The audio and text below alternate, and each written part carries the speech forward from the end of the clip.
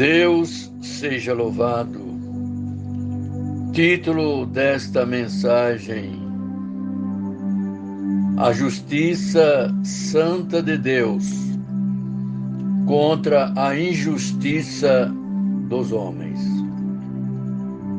Prezados e queridos irmãos, quero passar para todo aquele que tem ouvido para ouvir a palavra de Deus. Pois assim como o paladar prova a comida, assim também os ouvidos provam as palavras. O texto que vamos observar com bastante atenção está escrito no capítulo 1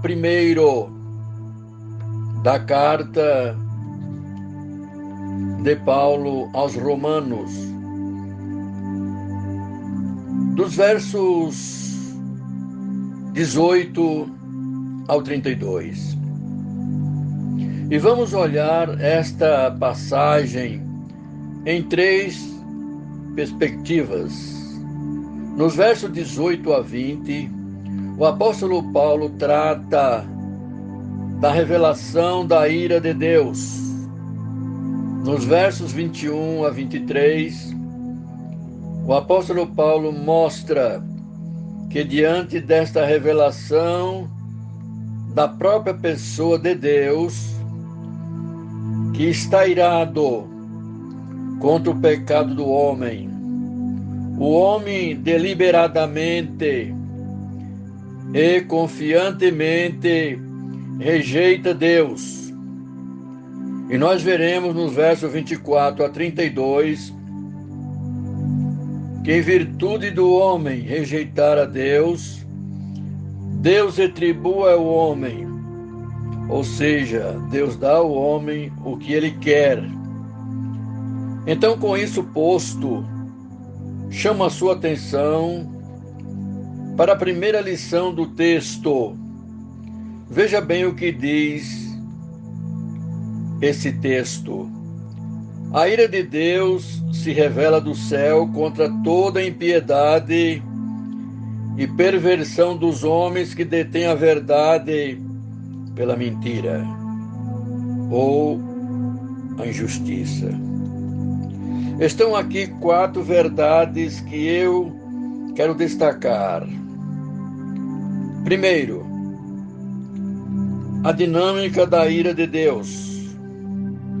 E quando o texto diz que a ira de Deus se revela, bendito é o nome do Senhor, este verbo revelar está no que nós chamamos, na linguagem original grega, no presente contínuo. Ela revela e continua se revelando, e esta palavra revelar continua se revelando, pois é a mesma palavra que está no livro de Apocalipse. Essa ira de Deus revelou e está se revelando, e ela é dinâmica. Não que Deus se irou no passado com o pecado de nossos pais e não se ira mais hoje. Ele continua se irando com o meu, com o seu, com os nossos pecados, com o pecado da humanidade, com o pecado das nações que viraram as costas para Deus, o Criador, e blasfemam do nome de Deus, que escarnecem do nome de Deus em muitos lugares e ambientes, nos parlamentos, nas cortes, na imprensa, na mídia, na leitura, no carnaval, no dia a dia da vida, nas telenovelas, nos filmes. Em tudo isso, a ira de Deus se revela. Segundo, origem da ira de Deus. A ira de Deus se revela do céu. ou seja, daquele que está sentado no trono, que é santo, santo, santo. E olha para o homem que ele criou a sua imagem, sua semelhança, e este homem caído e rebelado contra Deus. Então o alvo dessa ira divina, bendito seja o Senhor, é o homem. Em terceiro lugar, a causa da ira é quando Paulo diz assim, contra a impiedade e perversão dos homens. Note você, meu prezado irmão, que impiedade tem a ver com o pecado com Deus. E perversão tem a ver com os pecados relacionados com o próximo, contra o ser humano. Em outras palavras, impiedade é a quebra da primeira tábua da lei de Deus. E perversão é a quebra da segunda tábua da lei de Deus. A impiedade, diríamos que são pecados religiosos. E a perversão são os pecados morais. Porque o homem, bendito é o nome do Senhor, porque o homem está com a relação errada com Deus. O homem está com a relação errada com os seus próximos. E isso é o que poderíamos chamar a causa da ira de Deus. Deus olha e vê tanta impiedade, quanta perversão. Se a impiedade tem a ver com a idolatria, a perversão tem a ver com a imoralidade. E finalmente veja o alvo da ira de Deus, pois está escrito, a ira de Deus se revela contra toda a impiedade e perversão dos homens que detêm a verdade pela injustiça. Quero dizer para você, meu pesado e querido irmão e irmã, que a ira de Deus é justa, por causa da forma injusta que o homem se relaciona com a verdade. Chama atenção por esse ponto. O problema do homem não é ignorância, não é desconhecimento. O que o Paulo está dizendo aqui é que o homem detém a verdade pela mentira ou pela injustiça. A palavra injustiça e perversão aqui no grego é a mesma palavra. O homem não quer acertar sua vida, ele não quer corrigir o seu comportamento, ele quer viver na contramão da vontade de Deus. Ele quer beber todas as taças dos seus prazeres do pecado. Ele quer se chafurdar na lama, ele quer alterar, ele não quer alterar o seu comportamento. Ele quer continuar no caminho largo que conduz à perdição. E é por isso, quando as verdades de Deus chegam para ele, ele não suporta essa verdade. E ele tenta sufocar essa verdade, matar essa verdade por afogamento. E é exatamente isso que a palavra significa deter. É matar por afogamento. Ele não quer essa verdade, não é que ele não conheça, não que ele não a conheça. E que embora conhecendo, ele a rejeita. E isso provoca a ira justa e santa de Deus. Preste atenção, a ira de Deus é justa. Veja o verso 19 e 20. Porquanto o que de Deus se pode conhecer é manifesto entre eles, porque Deus lhe manifestou. Então, o que você pode entender com isso é que eu e você só podemos conhecer a Deus se Deus se revelar a nós. Então, Paulo está enfatizando que o que se pode conhecer de Deus é manifesto, porque Deus se manifestou na natureza que ele criou. Bendito é o nome do Senhor. O céu declara a glória de Deus. O firmamento anuncia as obras das suas mãos. Deus se revelou na sua consciência. Dentro de você há um senso moral colocado pelo próprio Deus. Quando você pratica uma coisa errada, a sua consciência acusa. Bendito é o nome do Senhor. Acusa você. Isso mostra que há um tribunal dentro do seu peito. Deus se revelou nas Escrituras de uma maneira especial. E Deus se revelou finalmente na pessoa bendita do seu Santo Filho, Senhor nosso Jesus Cristo. Deus se revelou. E é por isso que você pode e precisa conhecê-lo. Mas agora veja o verso 20. A revelação natural, ele é suficiente para mostrar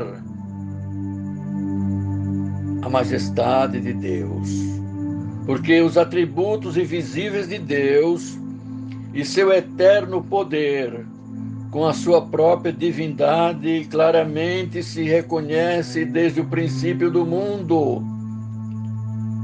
sendo percebido pelas coisas que foram criadas por todos os lados. Por todos os lados que você olha, você pode ver as digitais de Deus, desde os mundos estelares, desde as galáxias, desde o Sol que estão a bilhões de anos-luz de nós, ou desde uma flor mimosa, desde um sorriso de uma criança, ou de um cântico de um pássaro, desde as coisas minúsculas do micro-universo. Bendito é o nome do Senhor.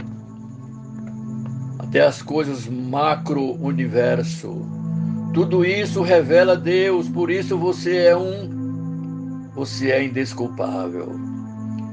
Diante da manifestação de Deus, e é isso que Paulo vai dizer no final do verso 20, a revelação natural é suficiente para tornar o homem responsável, porque está escrito assim: tais homens são por isso indesculpáveis perante o juiz dos vivos e dos mortos. Nunca venha dizer que você não tenha evidência da existência de Deus e que você não pode conhecê-lo. Quem é Deus? E que você não pode conhecer o poder de Deus, porque o poder de Deus está estampado como um grande outdoor diante dos seus olhos. A criação é uma prova eloquente de que Deus existe e é real. Agora vamos tratar da rejeição de Deus. Apesar da revelação de Deus, portanto, está escrito no verso 21, tendo conhecimento de Deus, preste bem atenção, tendo o homem o conhecimento de Deus, que esse conhecimento é suficiente. Bendito é o nome do Senhor para conhecer a Deus. Mas há uma rejeição consciente. Não glorificaram como Deus, não lhe deram graças antes se tornaram nulos nos seus próprios raciocínios, obscurecendo-lhes o coração insensato.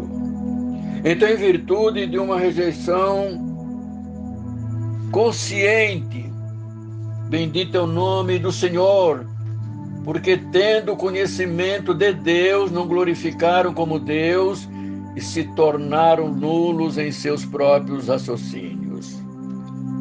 Depois da razão deste pressentimento e, consequentemente, mudaram a glória de Deus, do Deus incorruptível, em semelhança da imagem de homem corruptível, ou seja, é o homem que rejeita a revelação de Deus. Ele sufoca a verdade, ele mata a verdade, ele afoga a verdade, ele cria para ele uma religião ao seu gosto, do seu modo, para ele fazer do jeito que ele pensa que é, e que gosta e que sente. Então diz a Bíblia que ele transforma o Deus incorruptível em semelhança da imagem de homem, fabrica imagens, mas o homem, não satisfeito com isso, desce mais um degrau, faz Deus um ser volátil como uma ave, e ainda não satisfeito com isso, transforma Deus num quadrúpede, ainda não satisfeito, transforma Deus num réptil que se arrasta pelo chão. Então você começa a perceber que esse conhecimento tão grande que esse homem tem vira loucura, bendito é o nome do Senhor. No verso 28, Paulo diz que o próprio Deus os entregou a uma disposição mental reprovável para praticarem coisas inconvenientes. A mente desses homens que julga ter muito saber parece estar pelo avesso. E parece que é isso que você vê hoje. Uma sociedade não só tolera o erro, mas aplaude o erro, chamando luz o que é trevas, e trevas o que é luz.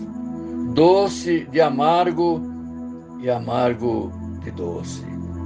O certo de errado e o errado de certo. E esta inversão de valores vai desembocar na mais longa lista que Paulo revela nas suas epístolas de vícios e de pecados, que poluíram, que macularam, que mancharam a sociedade humana.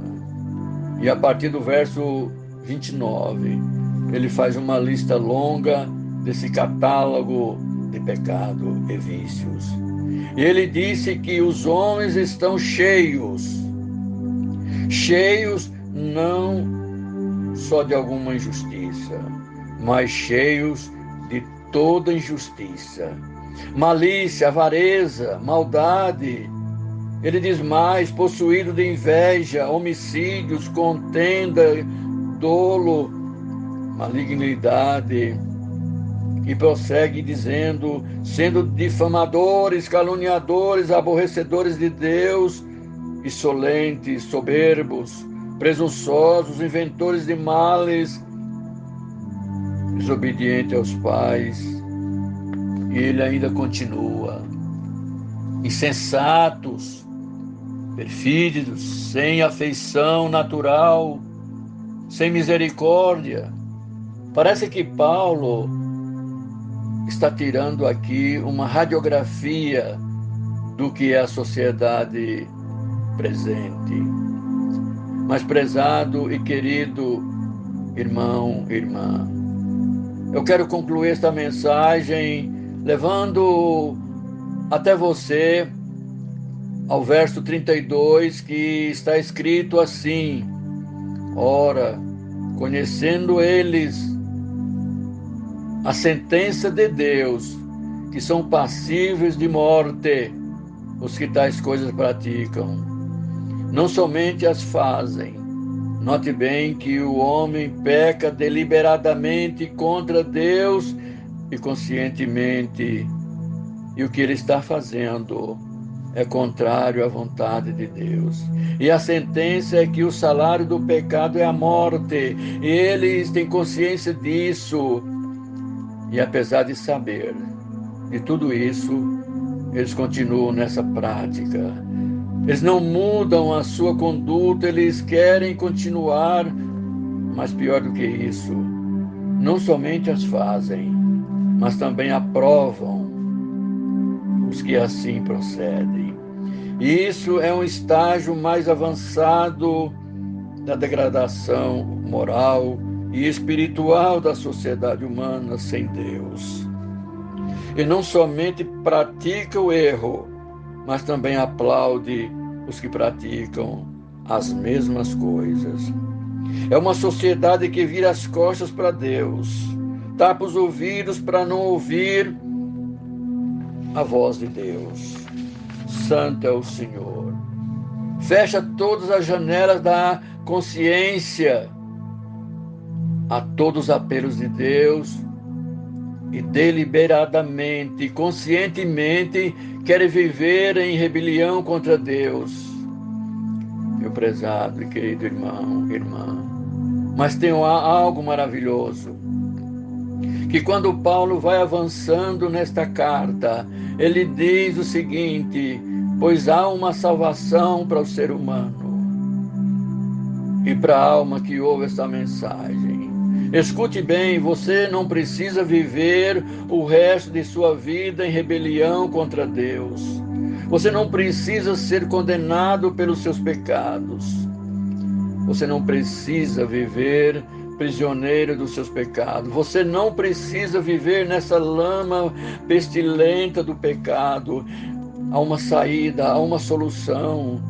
Deus mandou o seu Santo Filho, Jesus Cristo, como nosso substituto, como nosso fiador, como nosso representante. E Deus abriu para nós uma poderosa porta de redenção. Deus abriu para nós uma janela de escape. Deus enviou Jesus Cristo como nosso Salvador, como nosso Redentor. E quando Jesus estava lá na cruz, Deus lançou sobre ele todos os nossos pecados, todas as nossas mazelas, todas as nossas iniquidades, e ele morreu para pagar os nossos pecados. E esta é a saída, o escape. E se você se arrepender e crer no Senhor Jesus Cristo, há uma salvação para você. Há uma vida nova para você. Há uma salvação eterna para a sua vida. E quero concluir com um mistério que vou passar para vocês. O homem não será condenado por seus pecados cometidos, mas será condenado por rejeitar a graça, a misericórdia que Deus enviou na pessoa bendita de seu Santo Filho, Jesus Cristo, o Nazareno. Deus, por Jesus Cristo, seja em eterno glorificado.